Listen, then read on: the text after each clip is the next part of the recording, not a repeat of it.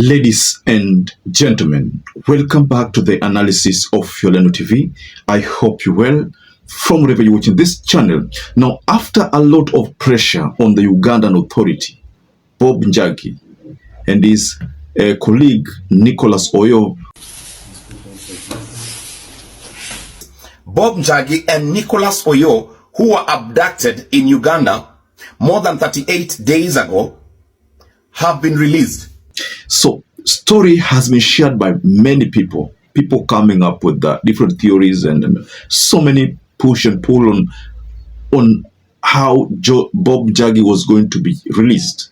So in this analysis, ladies and gentlemen, I'd like to take you to a phone call that led to the release of these two Kenyan citizens.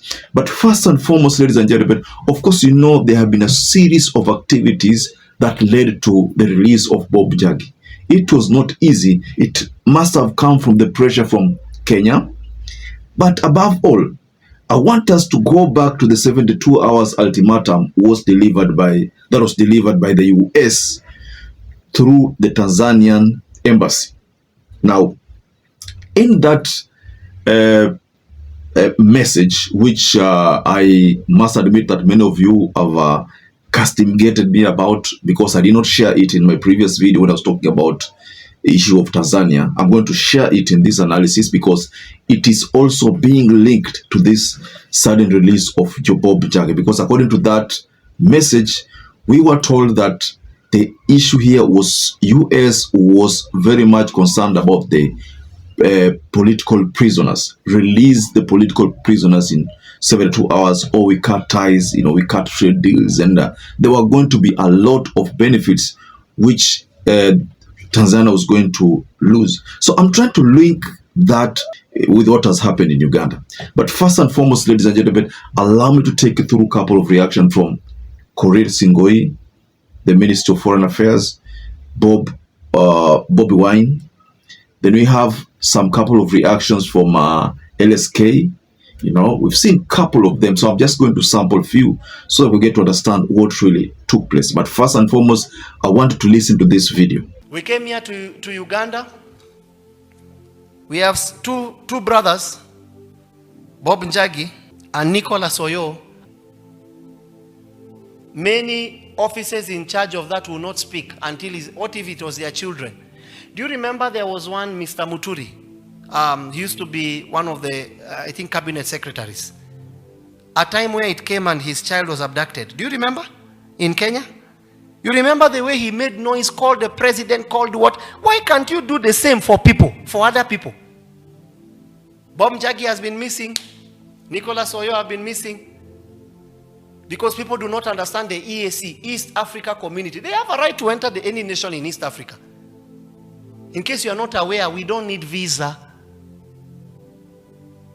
They just go to see and be part of someone that they believe can become a good person for Uganda.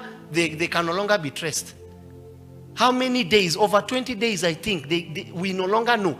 If it was a minister or a child of the president or a child of a minister or a member of parliament, would this be the same case? Would this be the same case? Would you not be shouting left, right, and center the way Mr. Muturi shouted until his son was released? Do you remember him saying he even called the president? The parents of these people, who will they call? They don't know the president number. They don't know the member of parliament number. They don't know. Who will they run to? If those two people have not been found, we appeal to the nation of Kenya and Uganda. You better produce those people. Forget about what they did, whether it was right or wrong. Let's not go to that. They are Kenyans and they belong to East Africa. No one within East Africa should be afraid to travel anywhere in East Africa. Unless they have committed an offense, then you arrest them. Present them before a court of law. That's the way it's supposed to be. But in Tanzania, abductions. In Kenya, abductions. Everywhere, abductions.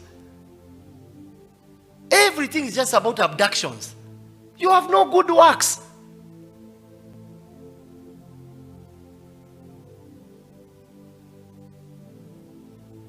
It's very sad Those two people should be produced. Bob NJAGI and Nicholas OYOO. And it has nothing to do with whether they did something. The same way, if it was the minister's child, you would have even called the president. Do everything possible. Because these are Kenyans. Whether they are right or wrong, we will deal with that later, that issue later.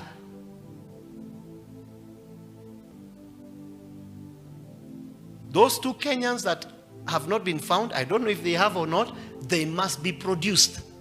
We'll discuss their problems after they have been produced. And that is not a, see tafadhali, it's not like something we are requesting. They have their rights. If they have done something wrong, do the right thing. Abduction should never be part of our African culture. Bob NJAGI and Nicholas OYOO are free and on Kenyan territory. Late last night, after lengthy engagements, the two were released to our High Commissioner in Uganda, His Excellency Mangi Joash. They were escorted by the ambassador and officials of the Ugandan authority to Busia border town.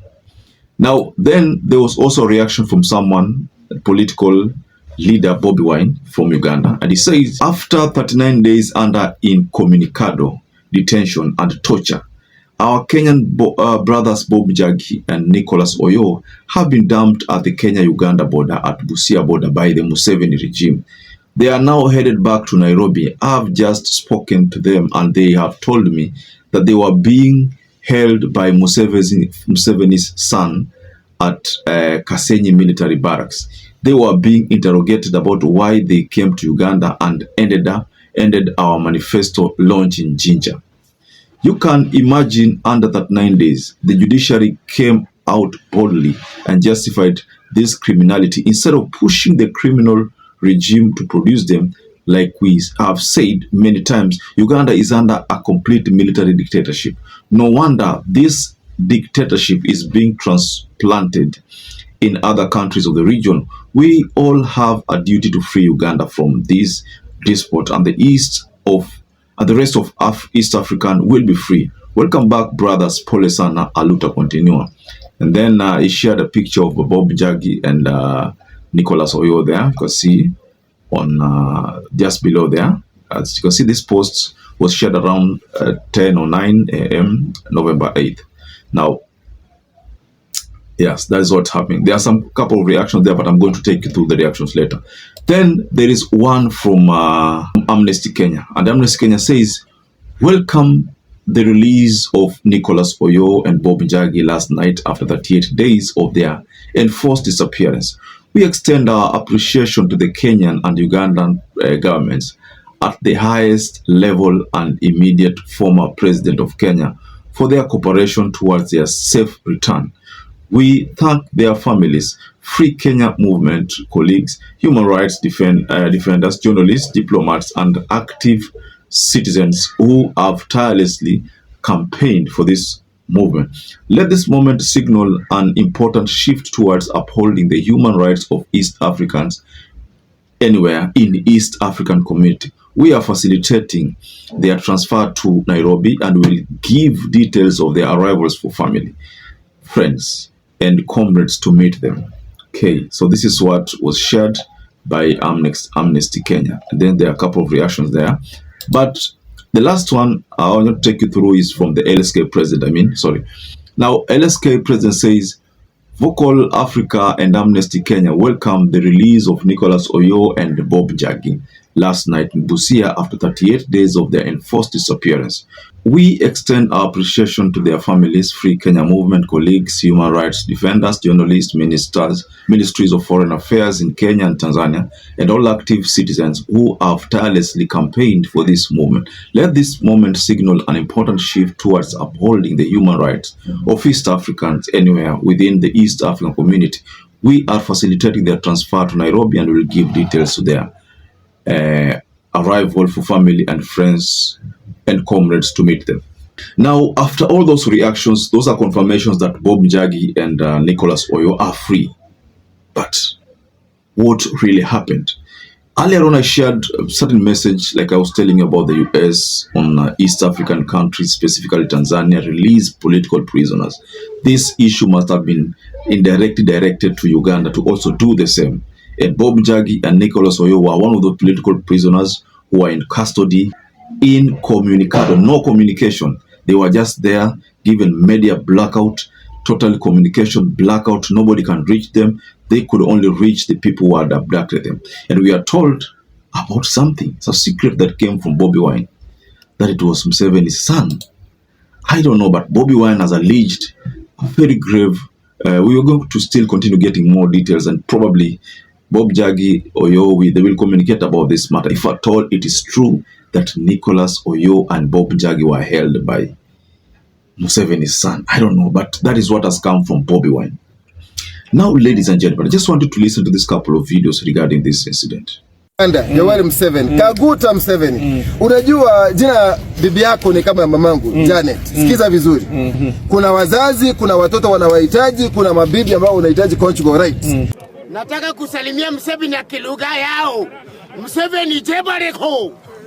Ogambachi. Sebo ogambachi. Si unajua kitu umefanya? Usiku wa manane wewe Museveni unajiita Dr. John Kakure Museveni. Si unajua kitu umefanya? No way unaenda foreign country unashikwa. Itaweza sababu ameonekana unaweza kuwa una support opponent wake. You imagine if a senior government official went missing in Uganda. Okay? Yeah. He was not in the hands of the military, he's not in the hands of the police. But a Kenyan, say, member of the National Assembly, a cabinet secretary, a principal secretary, a speaker of the National Assembly or the Senate has gone missing in Uganda. The government of Kenya would be in Uganda Right now. working with the government of Uganda to look for this person and trying to establish exactly where are they. Yeah. Right? And it will be a national issue here where our embassy, in fact, not even our embassy, our minister himself, the CS, would be giving updates. This is what we know so far. This is what the ministry, the Interior Ministry of Uganda is telling us. Kipchumba would be here, flanked by, Musalia Mudavadi and others. This is what we know about the whereabouts. Okay? Now, this is just an ordinary guy called Bob NJAGI. Okay? We operate like... see, the police in Uganda have said they don't have him. Sounds like what to do. So, see, the military have also said they don't have him. So now we wait for them to tell us where he is. Again. We can't operate like that. Sure. Reeks of complicity. Reeks of complicity. They know. The government of Kenya knows where Bob NJAGI is. That's very bad. In fact, hizo maboundaries za East Africa zinafaa zitolewe zote. Tukue tu a free East Africa. Ndio sasa tukue kama colonizer. Tuweze Samia. Ndio na miss. Samia. All right. Now, allow me to wind up there. I'm still going to get more details on what happened there.